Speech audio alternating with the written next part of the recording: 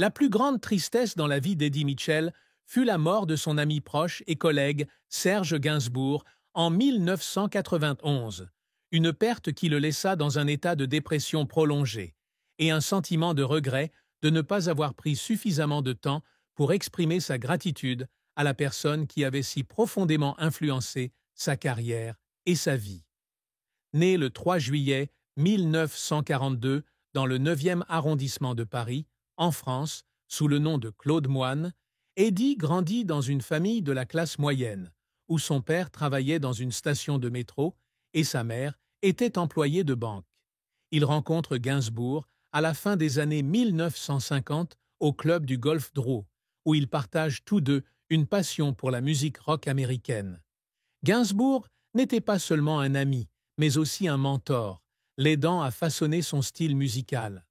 Lorsque Gainsbourg meurt d'une crise cardiaque à l'âge de 62 ans, Eddie est à Nashville en train de préparer l'enregistrement de l'album Rio Grande. Il se souvient du moment où il a appris la nouvelle au téléphone, affalé sur le sol de l'hôtel, sanglotant en pensant au moment où ils avaient partagé du whisky et s'étaient disputés à propos d'Elvis Presley. Il a pleuré en regardant le clip de Bonnie and Clyde que Gainsbourg avait composé, sentant qu'une partie de son âme avait disparu. Dans une interview de 1992, il a confié qu'il pleurait à chaque fois qu'il entendait « Je t'aime ». Moi non plus, une chanson qui lui rappelait ses jours à Paris. Il s'est rendu sur la tombe de Gainsbourg au cimetière du Montparnasse, portant une guitane, la cigarette préférée de Gainsbourg, et a pleuré en se tenant devant la pierre tombale, s'excusant de ne pas avoir suffisamment remercié. Cette douleur l'oblige à interrompre l'enregistrement pendant 3 mois, et il pleure en écrivant « L'Esprit Grande Prairie » en 1993, dédié à Gainsbourg. Il a déclaré dans une interview en 2000 que la mort de Gainsbourg avait été la plus grande tristesse qu'il n'ait jamais surmontée, même si elle lui avait appris à apprécier les amis qu'il lui avait laissés. La carrière d'Eddie Mitchell a été un voyage de plus de 6 décennies, avec des succès retentissants, des échecs cuisants et des efforts qui l'ont fait pleurer de passion et de pression. Il a débuté à la fin des années 1950 avec le groupe Les Chaussettes Noires, prenant le nom de scène Eddie, de l'acteur américain Eddie Constantine, et Mitchell, parce que le nom sonnait très américain. Le groupe se produit au Golf Draw avant de signer avec Barclay Records, vendant 2 millions de disques en 1961 avec des tubes tels que Daniela et Bebop à Lula. Il se lance en solo en 1963 et sort plus de 40 albums. Daddy in London, 1963, à Country Rock, 2021, avec des succès comme Sur la route de Memphis, Couleur menthe à l'eau et Le cimetière des éléphants. Il a enregistré à Londres, Memphis et Nashville, travaillant avec des musiciens tels que Jimmy Page et Big Jim Sullivan. Il vend plus de 15 millions de disques, reçoit 6 victoires de la musique et est nommé Chevalier de l'Arts et des Arts et des Lettres en 1994. Sa carrière d'acteur débute avec Les Parisiennes, 1962, mais son rôle de Nono dans Coup de torchon, 1981, de Bertrand Tavernier, lui vaut le César du meilleur acteur dans un second rôle. Il a joué dans plus de 30 films, de Jusqu'au bout du monde, 1991, à Bambou, 1909, et a prêté sa voix à Le Manège enchanté, 1505. Il a animé la dernière séance de 1982 à 1998, présentant plus de 1000 films américains, obtenant une audience moyenne de 15%. Il a écrit le roman Petit Claude, 1994, et publié le livre de cuisine Cocktail Story en 2006. Il a donné plus de 2000 concerts, le dernier au Palais des Sports de Paris, en 2019, attirant un public de 20 000 personnes. Cependant, sa carrière n'a pas été sans échec.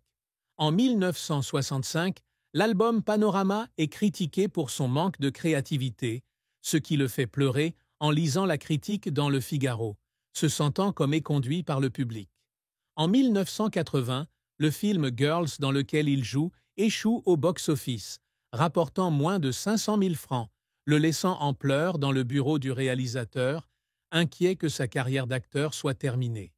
La polémique de 2003, lorsqu'il fut accusé d'avoir insulté le public lors d'un concert à Lyon, déclencha une vague de critiques, le faisant pleurer en lisant les commentaires de Libération, se demandant s'il perdait l'amour de ses fans.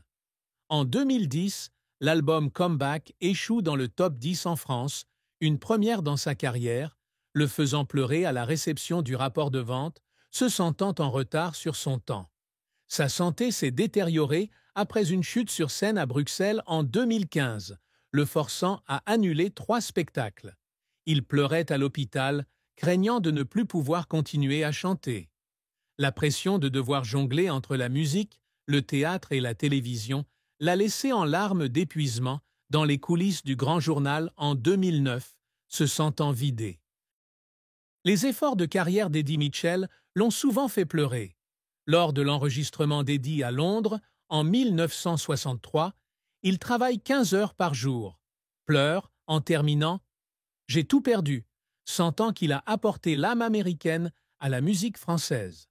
En 1981, lorsqu'il reçoit un César pour Coup de torchon, il pleure sur scène, fier d'avoir dépassé le stéréotype du chanteur jouant dans des films. En 1993, lorsque Rio Grande est devenu disque de platine, il a pleuré dans le studio de Nashville, ressentant la reconnaissance après la mort de Gainsbourg. En 2009, alors que Grand Écran atteint le top 5 en France, il pleure en recevant une lettre d'un fan de Memphis, lui disant que sa musique les a sauvés de la dépression. En 2019, à la fin de sa dernière tournée, il a pleuré devant 20 000 spectateurs, ayant le sentiment d'avoir réalisé son rêve de jeunesse. Il a partagé dans une interview de 2020 qu'il pleurait à chaque fois que le public chantait « Couleur menthe à l'eau », sentant leur cœur battre avec le sien. Il a pleuré en recevant la victoire d'honneur en 2018, remerciant le public de l'avoir accompagné pendant plus de 60 ans. Il se souvient des nuits épuisantes passées à écrire des paroles à Saint-Tropez, à pleurer quand il pensait ne pas être assez bon, mais à continuer par amour du rock'n'roll et du cinéma. La triste fin de la vie d'Eddie Mitchell fut un grave accident de voiture en 1987, qui lui laissa des côtes cassées et des douleurs physiques et mentales durables. L'accident s'est produit alors qu'il roulait de Paris à Bordeaux pour un spectacle et a été heurté par un camion sur l'autoroute A10. Il se souvient s'être réveillé à l'hôpital de Tours, pleurant de douleur et paniqué, pensant qu'il ne chanterait peut-être plus jamais. Il a subi 2 opérations chirurgicales et 4 mois de convalescence, avec des nuits passées à pleurer dans sa chambre d'hôpital, craignant que sa carrière soit terminée. Il a déclaré dans une interview en 1988 qu'il avait pleuré en racontant l'accident à sa femme Françoise, la voyant lutter pour retenir ses larmes. L'accident a laissé une longue cicatrice sur sa poitrine et il pleurait chaque fois qu'il mettait une chemise, se sentant gêné. Il a suivi des séances de physiothérapie pour retrouver la santé, mais il pleurait en marchant le long de l'A10, hanté par des souvenirs.